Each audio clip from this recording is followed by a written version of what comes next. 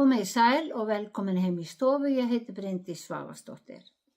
Í dag 19. apríl, annan sunnudag eftir páska, þema dagsins Góði hirðirinn. Lexían sem ég tala út frá úr 23. Davíðssálmi. Í pistlinum stendur: verið hirðar þeirra hjarðar sem Guð hefur falið ykkur. Gætið hennar ekki nauðugir heldur af fúsu geði eins og Guð vill. Og í Guðspjallinu segir Jesús við Símon Pétur: ver hirðir sauða minna.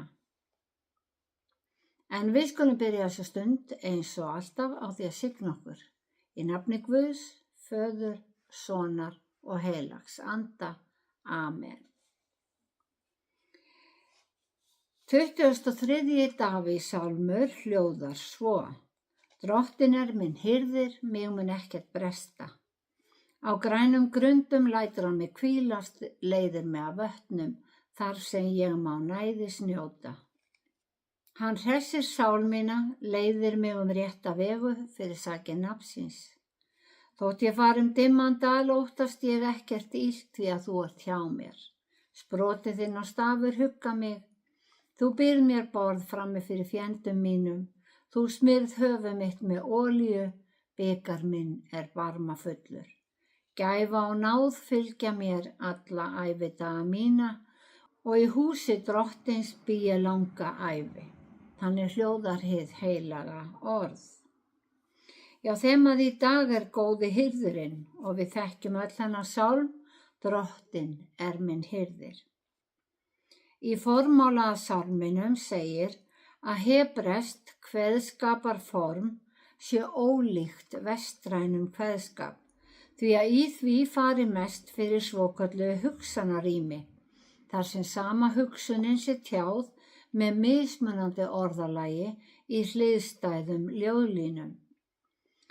Sálmurinn sálmur trúartrausts og hirðistitillinn konungstitill. En í sálminum Drottinn bæði hirðir, gestgjafi og leiðsögumaður. Hebreska orðið Jave eða Drottinn fyrsta og síðasta orð sálmsins, þó það skili sér ekki í íslensku þýðingunni. Í þessum sálmi lýsir höfundurinn óskoruðu trausti sínu til Guðs. Það var ekki svo að Davíð skorti neitt af veraldlegum auðæfum, en hann gerði sér grein fyrir að hann væri dauðlegur. Hann þekkti Guð og vildi dvelja hjá honum eilífð. Höfundurinn Davíð byrjar á að staðhæfa að ef við ákveðum að vera í hjörð Drottins, muni okkur ekkert bresta. Drottinn muni sjá hjörðinni fyrir öllum nauðþurftum, það fæði, hvíld, vatni og næði, sem má skilja sem óttaleysi eða vernd. Allt þetta hlotnast okkur vegna þess að við trúum á nafn hans og hann leiðir okkur réttan veg. Þó að við upplifum erfiða tíma, þá ekkert að óttast, því sjálfur Drottinn með okkur. Í sálminum má finna nokkur stef sem að vitna í eyðimerkurgöngu Ísraelsmanna, þar sem Drottinn leiddi lýðinn í gegnum landsvæði sem var bæði snautt af fæðu og vatni, en engan skorti neitt.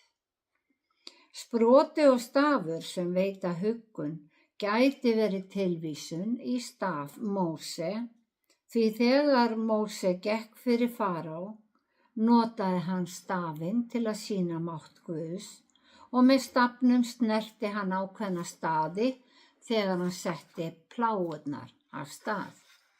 Sjálfur stafurinn hafði engan mátt, en það var trúin á fyrirmæli Guðs notkun hans sem skipti öllu máli. Í eyðimerkurgöngunni hóf Móse upp staðinn, þannig opnaðist leið í gegnum Rauðahafið og þegar Móse sló stafnum í klett, opnaðist uppspretta vatns. Já, sálmurinn sálmur trúartrausts. Sá sem á trúna á Guð mun fá sæti við borð hans og á borði hans barmafullur bikar blessunarinnar. Tákn þess að kærleiki Guðs, náð og miskunn hafi engin takmörk. Í Gamla testamentinu voru menn smurðir til þjónustu við Guð. Höfuð Jesú var smurt í guðspjöllum Mattheusar og Markúsar, en fætur Jesú voru smurðir í guðspjöllum Lúkasar og Jóhannesar. Í öllum tilfellum var smurning Jesú rétt fyrir páska og smurningin var undirbúningur fyrir dauða hans og þjónustu við Guð. En í sálminum það Drottinn sem mun smyrja höfuð okkar til þjónustu í eilífu ríki hans. Sálmaskáldi staðhæfir að gæfa og náð muni fylgja okkur. Jú, við frelsumst fyrir náð og sú náð mun fylgja okkur það sem eftir alla okkar ævidaga, þar sem við dveljum í húsi Drottins. Sálminum má skipta í þrennt. Fyrsti hlutinn fjallar líftíma okkar á jörðinni, þar sem hirðirinn mun sjá til þess að okkur mun ekkert skorta. Fyrir miðhlutann þurfum við að kíkja í fyrstu þýðingu íslensku biblíunnar, Guðbrandsbiblíu, en þar hljóðar textinn svona: Og þó ég ráfaði í myrkvum dauðans dal, þá hræðist ég þó öngva ólukku, því að þú ert hjá mér, þinn vöndur og stafur, þeir hugsvala mér. Og í enskum biblíum einnig talað hinn dimma dal dauðans. Þannig fjallar miðhluti sálmsins að í dauðanum sé ekkert að óttast, Guð með okkur. Þriðji hluti sálmsins fjallar síðan eilífa lífið í ríki Guðs. Skipting sálmsins því jarðneska lífið, dauðan og eilífa lífið. Og í sálminum við fullvissuð að Guð sé með okkur allan tíman. Þið tóku væntanlega eftir því að sprotann í nýjustu þýðingu þýddi Guðbrandur sem vönd. Kannski betri þýðing því eins og við vitum þá tiftar Guð og agar þá sem hann elskar. Þó við séum ekki beint flengt með vendi þá þörfnumst við öll umvöndunar á einhverjum tímapunkti. Og það einmitt það sem að pistillinn segir í bréfi Péturs til safnaðanna í litlu Asíu. Hann skrifaði: verið hirðar þeirra hjarðar sem Guð hefur falið ykkur. Gæti þennar ekki nauðugir heldur af fúsu geði eins og Guð vill, ekki af gróðafíkn heldur fúslega. Hann beindi orðum sínum til öldungana, hirðasafnaðana, sem áttu á allan hátt að vera fyrirmyndir, en öll erum við jú fyrirmyndir einhverja. Í Jóhannesarguðspjalli lýsir Jesús hlutverki sínu sem góðs hirðis. Góði hirðirinn leggur líf sitt í sölurnar fyrir sauðina. Ekkert okkar getur leikið það hlutverk eftir, en Jesús sem talaði í myndlíkingum líkti forstöðu hlutverki safnaðar við starf hirðis og söfnuðinum við hjörð.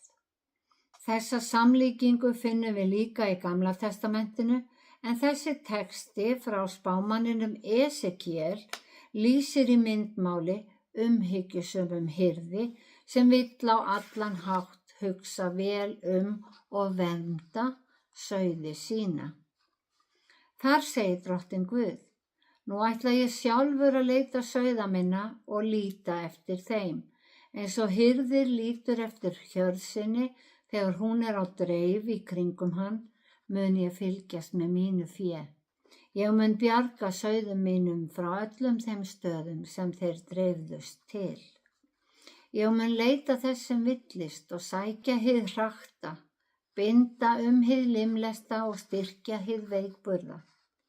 Þið eru hjörð mín sem ég held í haga. Ég er Guð ykkar, segir Drottinn Guð.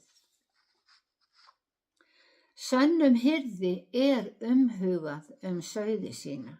Þess vegna agar Drottinn þann sem hann elskar og lætur þann son finna til sem hann hefur mætur á, skrifaði spámaður Guðs. Guð agar okkur í gegnum orð sitt, hvort sem það er í gegnum lestur eða hlustun, því að við leyfum honum að móta okkur. Hann er góði hirðirinn sem þekkir sína sauði með nafni og þeir fylgja honum. Hann er dyrnar að ríki Guðs. Eins og Sálmur 23 segir, þá sér góður hirðir sauðum sínum fyrir góðum haga, nægu vatni, ver þá gegn villidýrum og býr þeim næði eða skjól í sauðabyrgi sínu. Hirðir safnaðar á að sjá söfnuðinum fyrir andlegri fæðu, veita trúarstyrk og varast að láta söfnuðin tvistrast. Hann á að leiða söfnuðin af trúfesti og í kærleika.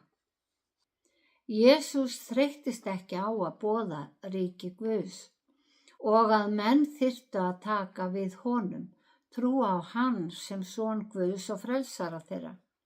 Hann lagði áherslu á að hver hirðir þarf að boða sannleikann og predika uppbyggilegt orð Guðs, því að hann er vegurinn, sannleikurinn og lífið.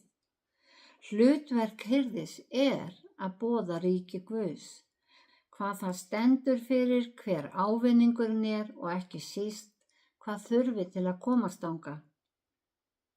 Hirðar safnaða hafa aðeins tímabundna umsjón með hjörðinni og eiga að leiða hana fúslega af kærleika og umhyggju fyrir velferð þeirra. Þeir eru jafningjar safnaðarins sem Guðs börn, þó þeim hafi verið treyst til forystu. Pétur skrifar í pistlinum, þið skuluð ekki drottna yfir söfnuðinum, heldur vera fyrirmynd hjarðarinnar. Þegar hinn æðsti hirðir, sem er Jesús, birtist, munu þið öðlast þann dýrðarsveig sem aldrei fölnar. Eins og ég nefndi áðan, þá skila þýðingar sér ekki alltaf. Orðið á bakvið dýrðarsveig er í opinberunarbókinni þýtt kóróna lífsins. En þar segir, vertu trúr allt til dauða og ég mun gefa þér kórónu lífsins. Kóróna er konunglegt tákn veldi og ólíkt glæsilegri myndlíking en dýrðarsveigur. Merkingin fyrir kórónuna er táknræn.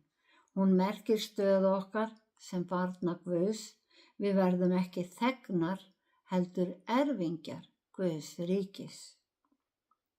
Látum því hljóma orði Jesú, fylg þú mér, og segjum öllum að við getum treyst handleiðslu Guðs. Eins og textinn hér á undan vitnaði þá mun sjálfur Drottinn líta eftir okkur og í ríki hans verður öll hjörðin sameinuð. Það verður ein hjörð og einn hirðir og sá hirðir er Drottinn Guð.